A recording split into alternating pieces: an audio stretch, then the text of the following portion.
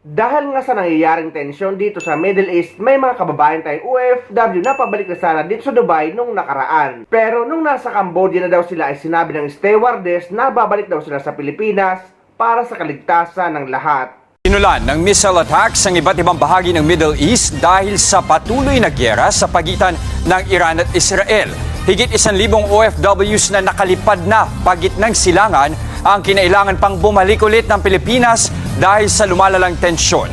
Live mula sa NAIA Terminal 3, nasa frontline ng balitang yan, si Rainiel Pawid. Rainiel, nasa na ang OFWs na pinabalik sa bansa at may abiso na ba kung kailan sila papayagang makaalis? Jester, nananatili nga sila ngayon dito sa may OFW Lounge at marami sa kanila ay nagbabalak na umuwi muna sa kani-kanilang mga probinsya. Sarado pa kasi yung mga maraming paliparan doon nga sa may Middle East dahil pa rin sa kaliwat ka ng putukan sa airspace roon.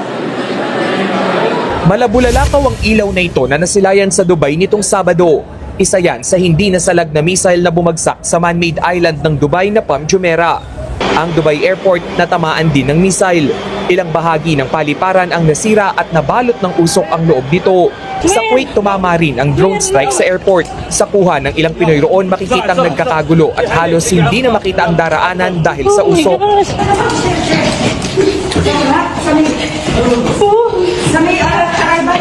Hindi ko po alam. Dahil sa mga pagsabog, apektado rin ang higit 1,000 OFWs na umalis ng bansa kahapon. Habang nasa kalagitnaan ng kanilang flight pa Middle East, kinailangan bumalik ng Pinas ng kanilang eroplano. Nakaalis ako 12:40 ang flight ko papuntang Dubai. Tapos na umabot kami sa Cambodia, tapos nag-return yung airplane babalik ng Manila. Na-shock nga kami kasi sabi ng yung stewardess na babalik daw sa Manila for safety. Sa tala ng Kaap, 23 flights na ang kansilado simula kahapon. Tiniyak naman ni Pangulong Bongbong Marcos na nakaalerto ang lahat ng embahada ng Pilipinas sa mga apektadong bansa. East. At nais kong i-report sa ating mga kababayan na sa ngayon, as of 9 o'clock Sunday, Si Vice President Sara Duterte nagpaalala rin sa mga Pinoy na patuloy na mag-ingat at subaybayan ang abiso mula sa ahensya ng gobyerno. Sa panahong ito, nang walang katiyakan, ang inyong kaligtasan ang pinakamahalaga. Naway patnubayan at ingatan kayong lahat ng may kapal. At ipagdasal natin ang kapayapaan, pagkakaisa at kaligtasan ng lahat ng tao sa Middle East. Sa Israel naman, ramdam din ang mga pagsabog mula naman sa Iran. Ang ilang mga OFWs puno na rin ng pangamba. Ito po, kung naririnig niyo ang sirena na ito, ganito po kami inaatake.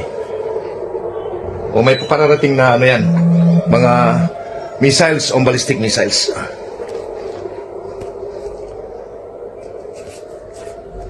Every few minutes po. Every few minutes. Ganito ang sitwasyon namin ngayon dito na. Ang Philippine Embassy official sa Tel Aviv 24/7 na ang monitoring sa ating mga kababayan. Nag-set up sila ng command center sa mismong bomb shelter ng embahada. Sarado rin ang paliparan ng Tel Aviv. Ngayong araw binisita ni OWA Administrator PY Kaunan ang higit 300 OFWs na kanselado ang biyahe dahil sa gyera.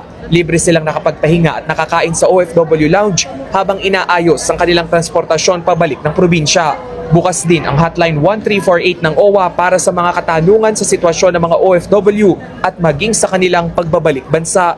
At kami sa OWA handang magbigay ng welfare repatriation support. May mga pailan-ilan na nagtatanong tungkol sa repatriation. So ang na-assure din natin sa mga panahon before na kailanganin din naman talagang tulungan ng ating mga kababayan sa repatriation, handa ang gobyerno ng Pilipinas.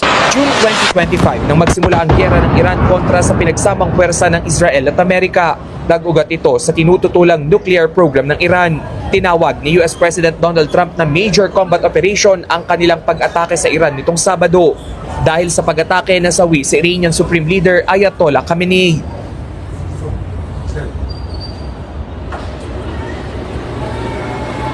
Jester, kung may mga gusto nga na bumalik na sa kanilang mga probinsya, ay ito namang ilan sa ating mga kapatid na OFWs ay maghihintay muna raw hanggang mamayang gabi, hanggang bukas ng umaga kung may chance pa ba na makalipad sila ngayon pa Middle East. Karamihan sa kanila ay patungo ng Dubai at Qatar. No, yung ilan naman ay pabalik naman sana doon nga sa Israel. Pero 4 p.m. nakakuha tayo ng confirmation from the Department of Migrant Workers at sinabi nga nitong si Secretary Hans Kakdak na possible by evening, mamayang gabi ay mag-anunsyo naman itong Dubai authorities kung magbubukas na ba yung kanilang paliparan mamayang gabi rin o hanggang bukas nga ng umaga. Puntahan naman natin yung doon sa Israel dahil may impormasyon rin tayo from the Philippine Embassy officials na hanggang sa ngayon ay sarado pa nga yung Ben Gurion Airport doon naman sa Tel Aviv. Sa mga ganitong pagkakataon over the past years, by history din and by tracking din,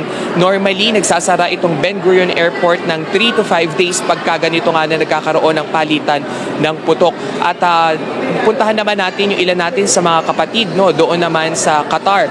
May mga nakausap tayo na OFWs na nakakarinig pa rin sila ngayon ng mga pagputok. Kaya naman yung karamihan din sa kanila ay lumipat na doon sa ilang mga gusali na may tinatawag na mamad o yung mga bomb shelter. Jester. Siguro, Rainiel, unahin muna natin yung mga kapatid natin. Sabi mo nga kanina, naghihintay pa ng flight advisories yung sa Dubai. Malamang magkakaroon ng announcement mamaya. Kung sakasakali ba, ay sasagutin ba ng airline? So hindi kaya may ibibigay na tulong o suporta yung DMW para doon sa mga kapatid nating OFWs na kinakailangang i-rebook o yung kanilang flight pabalik ng Middle East? Just sir, with regard to the rebooking of flights, ay sasagutin na yan nung airline carrier na pinagbukan naman nitong ating mga kapatid. Pagdating naman sa tulong ng migrant workers, ay mananatili sila rito 24/7 at 24/7 din yung pagbibigay nga sa kanila ng makakain. Para naman doon sa mga mangangailangan nga ng mga sanitary kit, ay nakahanda na rin naman itong OWA kit na ipamimigay sakali nga na may mangangailangan pa dito. And by this hour, Jester, by rough estimate, nasa 200 na mga kababayan pa natin yung namamag-asa nga na magkaroon sila ng flight hanggang bukas. Ito yung mga kababayan natin na papunta naman sa Dubai. Yes, sir. Okay, pero Rainiel, doon sa mga kapatid natin na meron na talagang dapat nakabook na flight para ngayong gabi o di kaya sa mga susunod na araw, meron bang abiso ang Transport Authority sa mga nandyan sa NAIA maging ang DMW? Ito yung napag-usapan ng mga airline carrier maging ng DMW at OWA. Yung airline carrier na pinagbukan nitong mga kapatid natin, sila rin yung magbubook dito nga sa accommodation or hotels nitong mga kapatid natin na sa oras na hindi maka-flight mamaya o hanggang by 12 midnight, ayun yung naging deal. So hindi na maghihintay ng hanggang bukas pa dito yung ilan sa ating mga kapatid dahil around the hour of 8 to 12 midnight ngayong gabi ay magkakaroon daw ng confirmation kung matutuloy ba o mag-o-open yung ilang mga flights, lalong-lalo na pa Dubai. Pero one thing, Jester, na mako-confirm natin by this hour nga ay yung papunta naman ng Israel ay malabo pa sa ngayon na magbukas nga yung Ben Gurion Airport. Jester. Rainiel, huli na lang, kanina nabanggit sa report mo, meron tayong mga kapatid ng OFW na nag-express na ng kanilang interest na magpa-repatriate. Kailan yung pinakamaagang posibleng maisagawa raw yan ng DMW? Just sir, dalawa yung proseso ng repatriation program na gagawin sa ngayon dahil meron tayo yung nandoon sa Middle East at meron din naman yung nasa Israel. Yung nasa Israel, since 2022 ay nagsisimula na yung repatriation dahil nga doon pa rin sa gera between Israel and Hamas. Yung oras o yung date kung kailan magpapatuloy o magre-resume yung repatriation ay tinitignan pa possible kung magbukas na within this week or tatagal pa yan ng 3 to 5 days. Doon ay mag-o-open na yung Ben Gurion Airport ay sisimulan na rin yung pagpapabalik doon nga sa nagpalista doon sa repatriation list. Pagdating naman dito sa may Middle East, sa usapin dito sa may Dubai, ay sinabi ng DMW na wala pang isinasagawang mass repatriation pero kung meron man na hihiling na maisailalim nga o mapabalik na ng bansa dahil nga sa nangyaring putukan na ito ay bukas naman itong DMW at OWA para nga i-assist itong ating mga kapatid. So mangyayari rin yung repatriation within for the next 2 to 3 days kung magbukas na rin itong Dubai Airport. And just sir, liwanagin lang natin, no, yung Dubai Airport ay nagkaroon din ng ilang damage dahil nga doon sa pagsabog kagabi. And yung inaabangan natin ngayon, no, hindi pa to totally verified, pero yung ilan sa partial information na nakuha natin from the Dubai officials, no, yung counterparts nitong mga Philippine official natin dito, sinabi nila na possible nga na magbukas later this evening kung maisasaayos na lahat ng naapektuhan kahapon. Sa ngayon ay wala pang formal na anunsyo kung kailan ba magbubukas muli ang Dubai Airport o kung kailan ito babalik sa operasyon. Sa ngayon, ang tangi lang natin magagawa ay magdasal na sana matigil na ang gulong ito na madalas sa away ng mga bansa na madalas ang mga biktima at apektado ay ang mga sibilyan.